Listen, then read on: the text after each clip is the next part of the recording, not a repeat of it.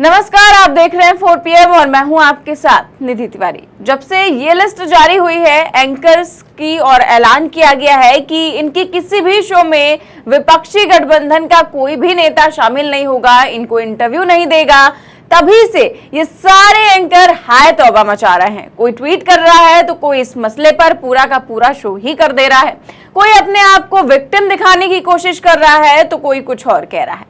इस पर रवीश कुमार ने इन एंकरों को तगड़ा जवाब दिया है। तो क्या कहा है रवीश कुमार ने, आगे आपको बताऊंगी, लेकिन पहले आपको एक एक करके बताते हैं कि इन एंकरों ने कहा क्या है। वैसे तो सारे के सारे एंकर्स इतने नाराज हैं कि सीधे सीधे धमकी ही दिए जा रहे हैं, लेकिन इन सब में सबसे ज्यादा नाराज जो है वो है अर्नब गोस्वामी, क्योंकि अर्नब गोस्वामी को तो दोहरी मार पड़ी है।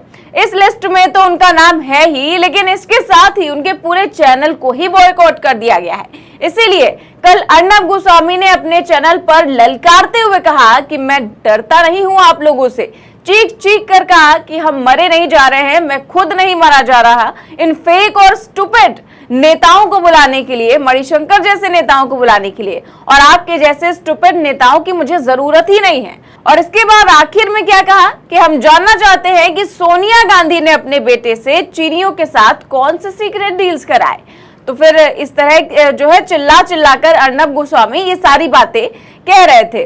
तो अर्नब गोस्वामी की बात अब आती है सुधीर चौधरी पर। तो इन्होंने भी अपना शो इसी मुद्दे पर किया और इन्होंने तो अपने शो की शुरुआत जो है उस गाने से की जो था कि जो तुमको हो पसंद वही बात कहेंगे, तुम दिन को अगर रात कहो तो रात कहेंगे। इसी गाने के साथ इन्होंने अपनी शुरुआत की और इनका कहना है कि विपक्ष चाहता है कि उनसे वही सवाल किए जाएं जो ये नेता खुद सुनना चाहते हैं हमसे। और आजाद भारत के इतिहास में ऐसा पहली बार हुआ है, इस तरह से जो लोकतंत्र पर प्रहार किया गया है। इसके ये सब तो उन्होंने अपने शो में किया और फिर ट्वीट करते हुए क्या लिखा वो भी देखिए। ट्वीट कर लिखा कि इंडिया गठबंधन के सामने जो पत्रकार और न्यूज एंकर डटकर खड़े रहे, जिन्होंने चरण चुंबक बनने से इनकार कर दिया, अब उनका बहिष्कार होगा। लगभग आधे भारत में इस गठबंधन की सरकारें हैं। जब लालच, पुरस्कार और FIR भी काम नहीं आए तो अब बहिष्कार। भारत के मीडिया को अब पूरी ताकत और एकता के साथ इसका जवाब देना चाहिए। ये बहुत खतरनाक स्थिति है। तो इस तरह से ये क्या कहा है सुधीर चौधरी ने कि ये आजाद भारत के इतिहास में ऐसा पहली बार हुआ है और ये भी कह रहे हैं कि हमने चरण चुंबक बनने से इनकार कर दिया इसलिए हमारा बहिष्कार हो रहा है, बल्कि असल में ये चरण चुंबक है इसलिए इनका बहिष्कार हो रहा है। ये कह रहे हैं कि आधे भारत में गठबंधन की सरकारें हैं, ठीक है, आप उनसे सवाल कर रहे हैं, लेकिन जब पूरे देश में जो है केंद्र में बीजेपी की सरकार है तो उससे कब सवाल करेंगे? ये भी एक पूछने वाली बात है। फिलहाल ये सब तो कुछ समझने वाले नहीं है। अब आते हैं अमन चोपड़ा पर। तो अमन चोपड़ा वही हैं जो सबसे ज्यादा नफरत फैलाते हैं। कई बार इनके शोज को लेकर सुप्रीम कोर्ट फटकार लगा चुका है, कई बार इन पर FIR भी हो चुकी है, लेकिन ये लोग सुधरने का नाम नहीं लेते। और कुछ इस तरह से इन्होंने अपने शो की शुरुआत की है, अपने मुंह पर उंगली रखकर। और इनका कहना है कि शायद विपक्ष ऐसा ही हमें देखना चाहता है कि हम मुंह पर उंगली रखकर ही काम करें और कड़वे सवाल ना करें। कड़वे सवाल किससे? विपक्ष से ना करें, सत्ता पक्ष से नहीं। सत्ता पक्ष से कोई सवाल नहीं करना है। विपक्ष अगर ये कदम उठा दे तो उनको जो है कह रहे हैं कि उनसे कड़वे सवाल ना किए जाए, इसलिए विपक्ष ने ऐसा कदम उठाया है। खैर, अब आते हैं रुबिका लियाकत पर। तो रुबिका का भी ये ट्वीट देखिए। इन्होंने क्या लिखा है कि इसे बैन करना नहीं, इसे डरना कहते हैं, इसे पत्रकारों का बहिष्कार नहीं, सवालों से भागना कहते हैं। आपको आदत है हाँ में हाँ मिलाने वालों की, वो ना कल किया था ना आगे करूंगी। बैन लगाने की हिम्मत उन नेताओं पर लगाइए जो मोहब्बत की दुकान में कूट कूट कर भरी नफरत परोस रहे हैं। सवाल बैलेंस थे और आगे भी रहेंगे। जय हिंद। तो ये रुबिका लियाकत है जो खुद बीजेपी प्रवक्ता बनकर बैठ जाती हैं जब बीजेपी पर कोई सवाल उठा देता है, और अब ये कह रही है कि हाँ में हाँ मिलाने वालों की आदत है इन लोगों को। क्या बीजेपी को नहीं है? इस तरह की बातें ये सारे एंकर्स कर रहे हैं कि हमारे सवाल तो बैलेंस होते हैं, और जो है हमसे डर कर जो है इंडिया गठबंधन ने ये कदम उठाया है। तो ये सारे एंकर्स जो है वो विपक्ष के इस कदम को मीडिया की आजादी पर खतरा बता रहे हैं। लेकिन जो आपको सच नहीं बोलने दे रहा, जो आपको सच पूछने नहीं दे रहा, जो प्रेस कॉन्फ्रेंस में यकीन नहीं करता, उससे मीडिया की आजादी को खतरा नहीं है। मीडिया को खतरा उनसे है जो सत्ता से बाहर है, जिनके पास पावर नहीं है। खतरा उनसे है जिनकी क्लास रोज एंकर लेते हैं, जिन्हें स्टूडियो में बुलाकर जलील करते हैं, जिनके जवाब म्यूट कर दिए जाते हैं। अरे ये बॉयकॉट नहीं बल्कि शिकायत है। आप बराबर का मैदान नहीं देते, आप सरकार की जगह विपक्ष में बैठे लोगों से सवाल करते हैं। आखिर किस देश में ऐसा होता है कि पत्रकार विपक्ष से सवाल पूछता है? परंपरा तो यह है कि मीडिया और विपक्ष मिलकर सत्ता से सवाल करते हैं, लेकिन यहाँ तो बिल्कुल ही उल्टा है।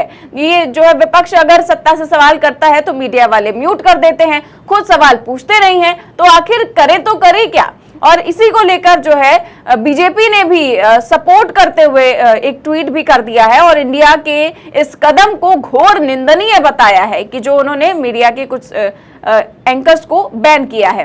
तो क्या बीजेपी ये भूल गई कि इस बॉयकॉट की शुरुआत तो उन्होंने ही की थी? 2014 में बीजेपी ने एनडीटीवी का बहिष्कार करने का ऐलान कर दिया था और अडानी के एनडीटीवी खरीदने से पहले इस पूरे चैनल का बीजेपी ने बॉयकॉट कर दिया था। इस चैनल में बीजेपी का कोई प्रवक्ता नहीं जाता था और रवीश कुमार के शो में तो खास तौर पर कोई बीजेपी वाले नेता नहीं जाते थे। तो बॉयकॉट की जो प्रक्रिया है वो तो बीजेपी ने ही शुरू की थी और अब जो है दुहाई दे रहे हैं लोकतंत्र की और इसको घोर निंदनीय बता रहे हैं। खैर, ये जो एंकर्स हैं जो चीख चीख कर कह रहे हैं लोकतंत्र की दुहाई दे रही हैं, तो वहीं बीजेपी भी इस तरह की बातें कर रही है। तो इसी को लेकर जो है रवीश कुमार ने इन एंकरों को और बीजेपी को भी तगड़ा जवाब दिया है। और क्या कहा है देखिए, ट्वीट करते हुए उन्होंने लिखा हुआ है कि 7 साल बहिष्कार झेला है, 7 घंटे भी नहीं हुए। ऐसा लग रहा है कि कल प्रधानमंत्री जी पहली बार प्रेस कॉन्फ्रेंस कर ही देंगे, प्रेस की आजादी की रक्षा के लिए, जहां ये सारे लोग सवाल पूछते नजर आएंगे। उसके बाद ये सारे लोग सना इरशाद मट्टू से इसके लिए माफी मांगने भी जाएंगे। फोटो पत्रकार दानिश सिद्दीकी के मारे जाने के बाद 2 शब्द नहीं कहा गया। किसने नहीं कहा? क्या आप उनका नाम जानते हैं? मनदीप पुनिया का पेज रोकने के लिए नोटिस किस सरकार ने भेजा था? क्या नाम जानते हैं? गोदी मीडिया भारत के लोकतंत्र के लिए खतरा है। विपक्ष को अपनी हर रैली में जनता को बताना चाहिए कि अगर वो ये काम नहीं करता है तो लोकतंत्र के भविष्य को लेकर गंभीर नहीं है। तो रवीश कुमार ये सवाल उठा रहे हैं कि जब जो सरकार है वो खुद मीडिया को नीचे दिखाने का काम करती है, तमाम पत्रकारों को जेल भेजने का काम करती है, उन पर केस करती है, तमाम पत्रकार ऐसे हमने देखे हैं। तो इसको लेकर रवीश कुमार कह रहे हैं तब तो ये एंकर कुछ भी नहीं बोलते, अब खुद पर बैन लग गया है तो खाली लोकतंत्र की दुहाई दे रहे हैं। और ये सारे एंकर खुद को बड़ा ही बहादुर बता रहे हैं कि हमने तो बहुत ही बहादुरी वाला काम किया है, इसीलिए हमें बैन किया गया है। लेकिन हमने तो ये सुना था कि सत्ता पक्ष से सवाल करने वालों को बहादुर कहते हैं, पर ये लोग तो विपक्ष से सवाल करने पर खुद को बहादुर बता रहे हैं। बताइए, इस तरह से चीख चिल्ला रहे हैं कि पूछिए ही मत। खैर, आपकी इस खबर पर क्या राय है हमें कमेंट बॉक्स में जरूर बताएं। देश और दुनिया की तमाम बड़ी खबरें जानने के लिए देखते रहिए 4 PM न्यूज नेटवर्क। नमस्कार।